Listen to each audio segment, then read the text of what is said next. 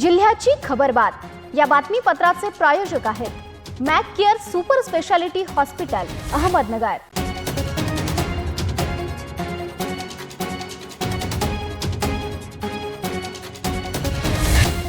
प्रेक्षको नमस्कार, मी निर्जला न्यूज 24 सह्याद्री मध्ये तुमचं स्वागत। तर पाहूयात अहिल्यानगर जिल्ह्यातील महत्त्वपूर्ण बातम्यांचा आढावा जिल्ह्याची खबरबातमध्ये। रामपूर येथे सरकारी टेंडर झालेल्या जागेतून वाळू वाहतुकीसाठी रस्ता तयार करणाऱ्या ठेकेदाराच्या समर्थकांनी स्थानिक महिलांवर दगडफेक केल्याची घटना आज घडली आहे। वाळू उपशाला विरोध करण्यासाठी गोदावरी पात्राकडे धावून गेलेल्या 60 ते 70 महिलांवर हल्ला झालाय। ग्रामस्थांनीही दगडफेक केल्याचं ठेकेदाराचं म्हणणं आहे। यात कोणी गंभीर जखमी झाले नाही। श्रीरामपूर तालुका पोलीस ठाण्याचे निरीक्षक अरुण धनवडे यांच्या पथकाने तातडीने घटनास्थळी धाव घेतल्याने पुढील अनुचित प्रकार टळला आहे। आरोग्य यंत्रणेच्या हलगर्जीपणामुळे त्रस्त झालेल्या बालकांची भाजप आमदार चित्रा वाघ यांनी मुंबई येथील वाडिया रुग्णालय यात सविस्तर माहिती जाणून घेतली आहे। राळेगण थेरपाळ येथील अस्मिता योगेश सरोदे यांच्या प्रसूतीनंतर नवजात बालकाला सरकारी आरोग्य यंत्रणेकडून अहिल्यानगर, छत्रपती संभाजीनगर, मुंबई या ठिकाणी सरकारी रुग्णालयात हलवण्यात आले। राज्यात विधान परिषद निवडणुकीचा बिगुल वाजताच राजकीय हालचालींना वेग आला असून शिवसेनेचे नेते सुजित झावरे पाटील यांच्या उमेदवारीची जोरदार चर्चा सुरू झाली आहे। स्थानिक स्वराज्य संस्था मतदारसंघातून मुख्यमंत्री एकनाथ शिंदे यांच्या शिवसेनेकडून माजी जिल्हा परिषद उपाध्यक्ष झावरे पाटील हे प्रबळ दावेदार मानले जात आहेत। त्यांच्या पारनेरसह जिल्ह्यातील दांडग्या जनसंपर्कांमुळे त्यांनी या जागेसाठी जोरदार मोर्चे बांधणी सुरू केली आहे। राज्यात विधान परिषदेच्या जागांसाठी निवडणूक कार्यक्रम जाहीर होताच राजकीय हालचालींना वेग आलाय। अहिल्यानगर जिल्ह्यातही स्थानिक स्वराज्य संस्था मतदारसंघातून एक सदस्य विधान परिषदेवर ठेवायचं असल्याने राजकीय वातावरण तापू लागलंय। अहिल्यानगर जिल्ह्यात मार्च 2026 मध्ये झालेल्या अवकाळी पाऊस व वादळी वाऱ्यामुळे शेती पिकांचे मोठ्या प्रमाणात नुकसान झाले होते। या नैसर्गिक संकटात बाधित झालेल्या शेतकऱ्यांना तातडीची मदत मिळावी यासाठी पारनेर नगर विधानसभा मतदारसंघाचे आमदार काशीनाथ दातेसर यांनी सातत्याने शासन स्तरावर पाठपुरावा करत प्रभावी प्रयत्न केले। जिल्हाधिकारी कार्यालयाकडून सादर करण्यात आलेल्या अहवालानुसार अहिल्यानगर जिल्ह्यातील 300 गावांमधील तब्बल 27,602 शेतकरी बाधित झाले असून 4,349.37 हेक्टर क्षेत्राचे नुकसान झाले आहे।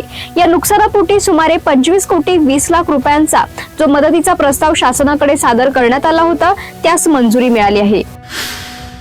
पारनेर तालुक्यातील चारणवाडी, काताळवेडा या परिसरात पारनेर पोलिसांनी अंमली पदार्थांविरोधात धडक कारवाई करत तब्बल 42.500 किलो गांजा जप्त केलाय। या कारवाईत गांजासह वाहतुकीसाठी वापरण्यात आलेल्या मारुती कार असा एकूण 11,12,500 रुपयांचा मुद्देमाल पोलिसांनी हस्तगत केलाय। या प्रकरणातील मुख्य आरोपी राहुल बाळासाहेब गुंड हा कारवाईपूर्वीच फरार झाला असून त्याचा शोध घेण्यासाठी पोलिसांची विशेष पथके रवाना करण्यात आली आहेत। जिल्ह्याची खबरबात मध्ये घेऊयात एक छोटीशी विश्रांती। रोखोक पत्रकारिता, निर्भीड बाणा आणि कणखर भूमिका, महाराष्ट्राचा सखा, सत्याचा पाठीराखा, शब्दांचं सामर्थ्य, विश्वसनीयतेची उंची, न्यूज 24 सह्याद्री। विश्रांतीनंतर तुमचं पुन्हा एकदा स्वागत। पाहूयात पुढील बातम्या। कोपरगाव ऑनलाईन औषध विक्री विरोधात औषध विक्रेते आक्रमक झाले असून अखिल भारतीय औषधी विक्रेता संघटनेच्या बंदला तालुक्यात उत्स्फूर्त प्रतिसाद मिळालाय। बेकायदेशीर इंटरनेट फार्मसी व बनावट औषध विक्रीमुळे नागरिकांच्या जीवाशी खेळ सुरू असल्याचा आरोप करत केमिस्ट असोसिएशनने आज औषध दुकाने कडकडीत बंद ठेवली आहे। काळ्या फिती लावून छत्रपती शिवाजी महाराज स्मारकापासून तहसील कार्यालयापर्यंत मूक मोर्चा काढण्यात आला। यानंतर तहसीलदार महेश सावंत यांना निवेदन देत ऑनलाईन औषध विक्री तात्काळ बंद करण्याची मागणी करण्यात आली। केंद्र सरकार व प्रशासनाने यापूर्वीच निवेदनांकडे दुर्लक्ष केल्याने देशव्यापी बंद पुकारावा लागल्याचे संघटनेने स्पष्ट केले। दरम्यान रुग्णांची गैरसोय होऊ नये यासाठी अत्यावश्यक सुविधांसाठी पदाधिकारी सहकार्य करतील अशी ग्वाही संघटनेने दिली आहे। या आंदोलनात कोपरगाव तालुका केमिस्ट असोसिएशनचे पदाधिकारी, औषध विक्रेते व व्यावसायिक हे मोठ्या संख्येने सहभागी झाले होते। आज रुग्णसेवेसाठी आम्ही सर्व कटिबद्ध असणारे केमिस्ट या बंदमध्ये सहभागी झालो आहोत।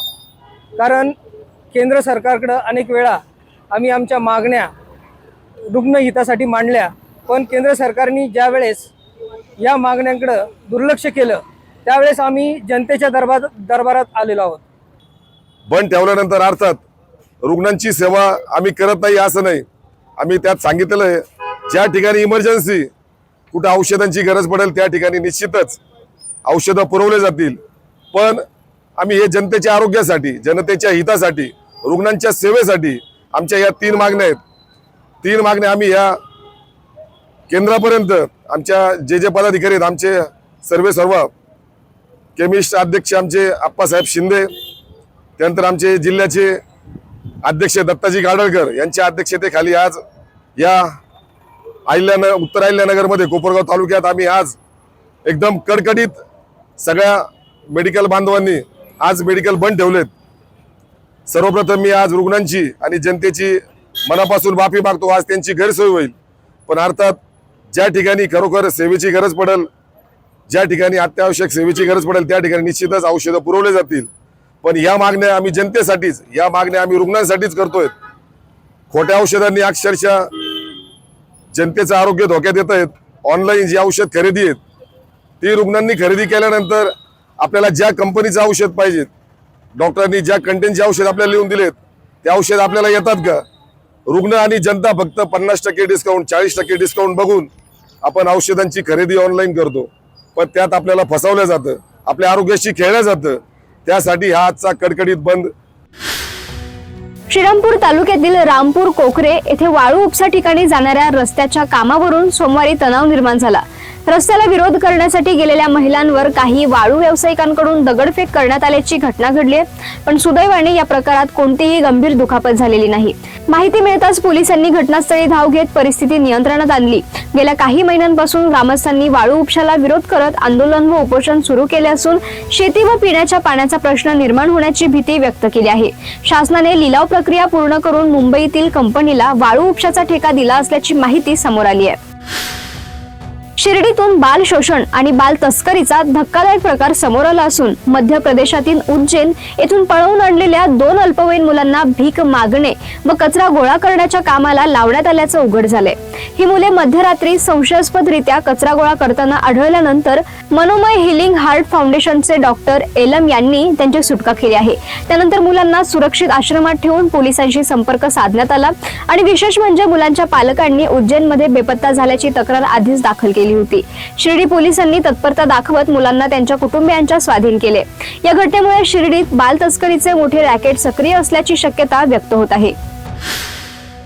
जिल्ह्यात वाढत्या गुन्हेगारीच्या पार्श्वभूमीवर नव्याने पदभार स्वीकारलेल्या पोलीस अधीक्षक मुमक्का सुदर्शन यांनी पोलिसांना थेट आणि कडक शब्दात सज्जड इशारा दिलाय।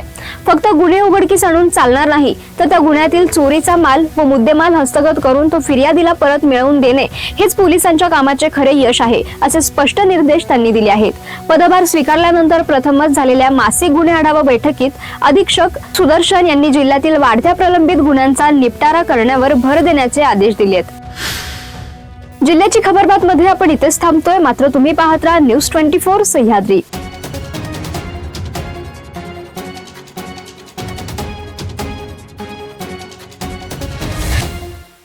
जिल्ह्याची खबरबात या बातमीपत्राचे प्रायोजक होते Mac care super speciality hospital Ahmednagar.